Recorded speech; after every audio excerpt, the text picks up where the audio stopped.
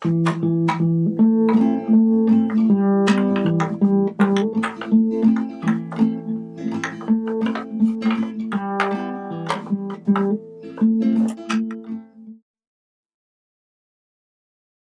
the early 1960s, when my sister Ann was around 17, I would have been 11 or so, she was very active in the school government at her high school.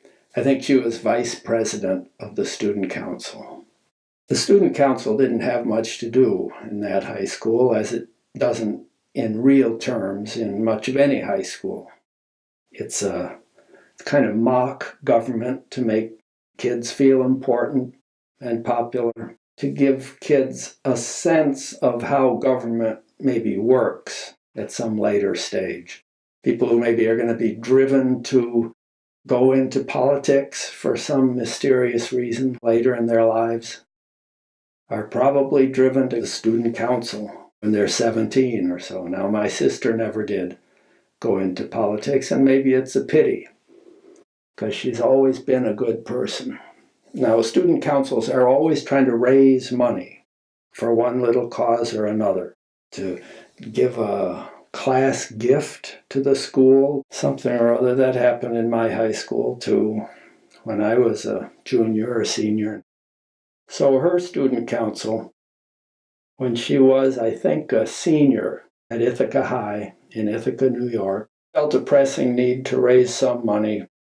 And that was when some lame-brained white kid decided that a good way to raise money would be to have a minstrel show at Ithaca High. Funny songs, just having a great time in blackface makeup in 1961, this would have been. Well, a lot of kids thought that was a terrific idea for raising money for the student council, much better than a pancake breakfast. But my sister didn't think it was such a good idea. There were a few black kids in that student council. She looked around at them. She noticed how silent and stricken looking they were. They weren't volunteering anything. Maybe they felt lucky to have gotten elected to the student council in Ithaca.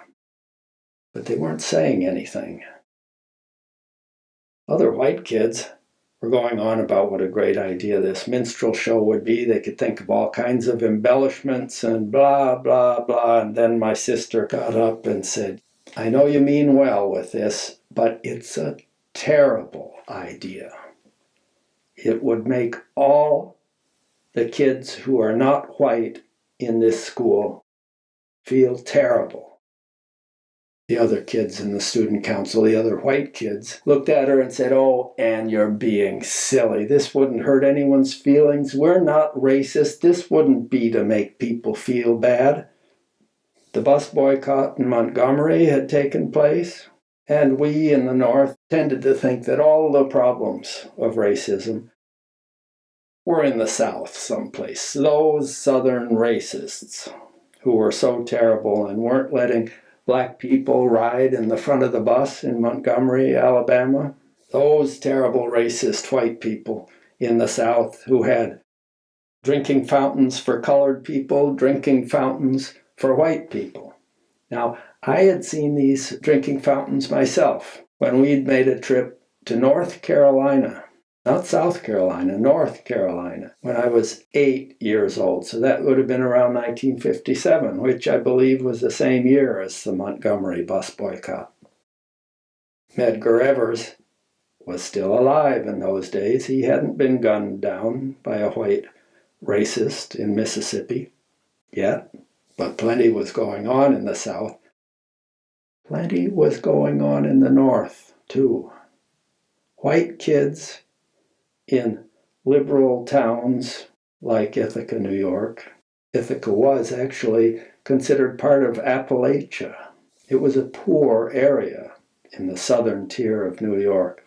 It was not an affluent area, except the town of Ithaca was. But back in the back valleys, there was a lot of unemployment, and there was a lot of latent and blatant racism, north or south.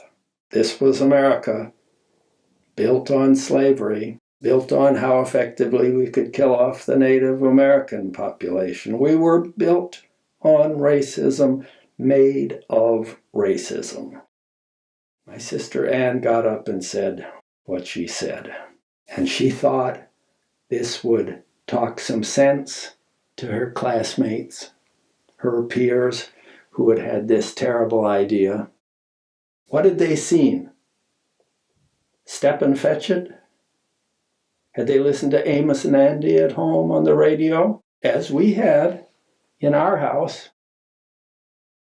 Two white guys doing what they took to be black voices. So we weren't in the clear either. No one was in the clear in the white community in those days. But she called them on it, and they wouldn't listen. They said, "Oh, Ann, you're a nice girl, Ann, but you're being silly. We're not racist. Our classmates will know we're not mocking them. We're just trying to raise some money. This is for a good cause. We're going to do this." And they voted over her strenuous objections to hold this minstrel show in front of the student body. And they would raise a lot of money, and some of the good from the money would go to black students, although I don't think we were calling Negroes black people yet. And a lot of people were not calling Negroes Negroes either when they were talking to other white people, even in Ithaca, New York. The year before, in 1960, Cliff Wharton and his wife Dolores and their two little boys, Cliffy and Brucey, who was the cutest little baby, had been staying in our house. And they weren't white. They weren't called black. They were called Negro in those days by polite people in our neighborhood, which had no black families. Eventually it had a couple of Chinese families on my part of North Sunset Drive. But there weren't any black families living there up in Cayuga Heights, also known as Snob Hill. Cliff was doing something at Cornell. He was either teaching a course there or taking a course. But I think he already had his PhD from the University of Chicago, same place my father had gotten his PhD. So Ann liked Cliff and Dolores Wharton and liked their kids, as we all did. They were very nice people. And she liked to babysit for their kids, Cliffy and Bruce.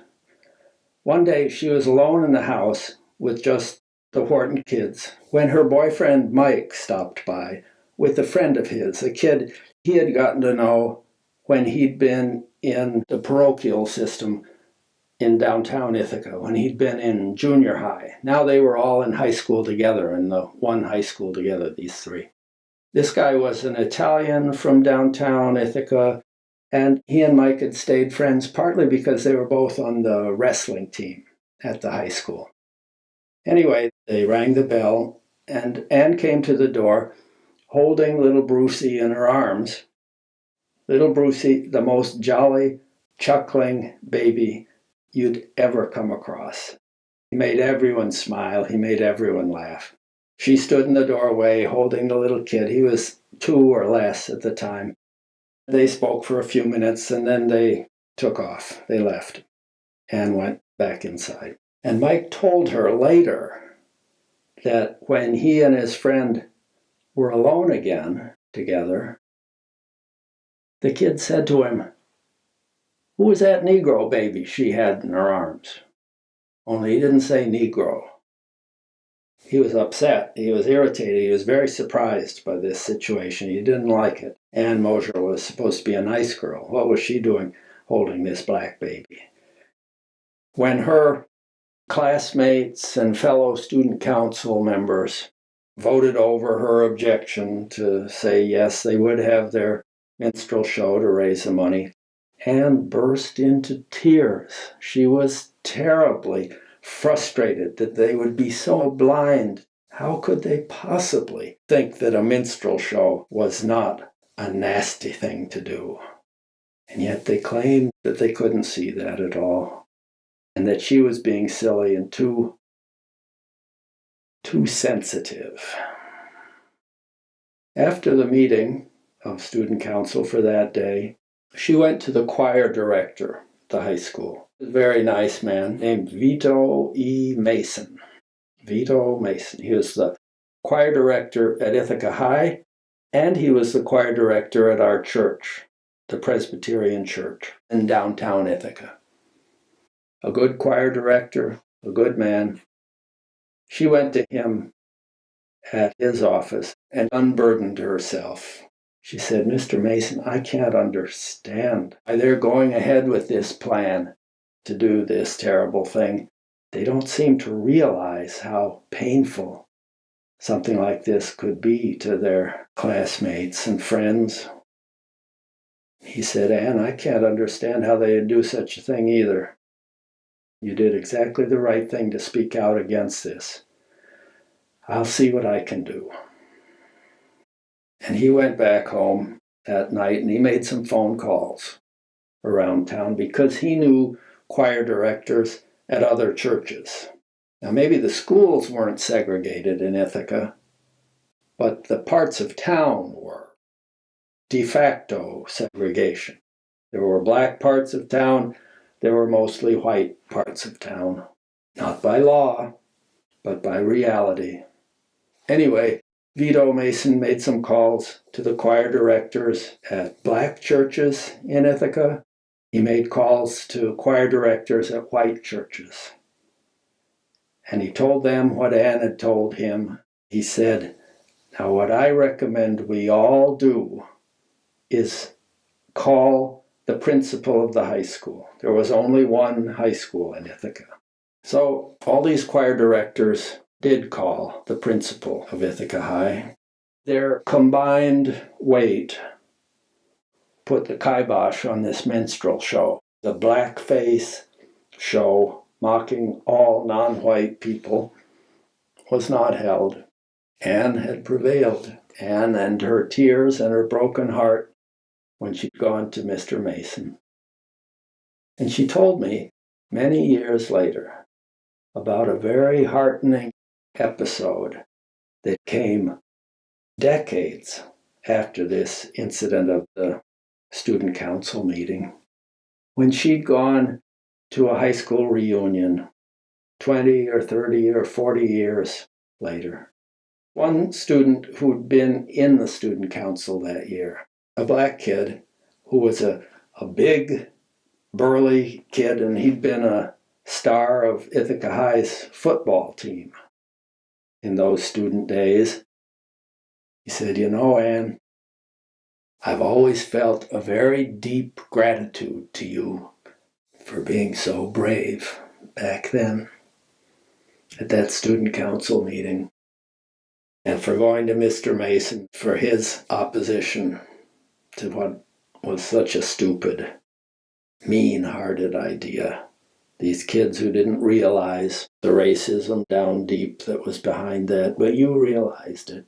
And I'm not the only one who felt grateful to you, because word got around. And I want you to know that we all still feel grateful for that." And it made her proud to hear this, and proud to tell me about it some years later. It makes me proud to repeat it now. She's a very good person, my sister. She always has been.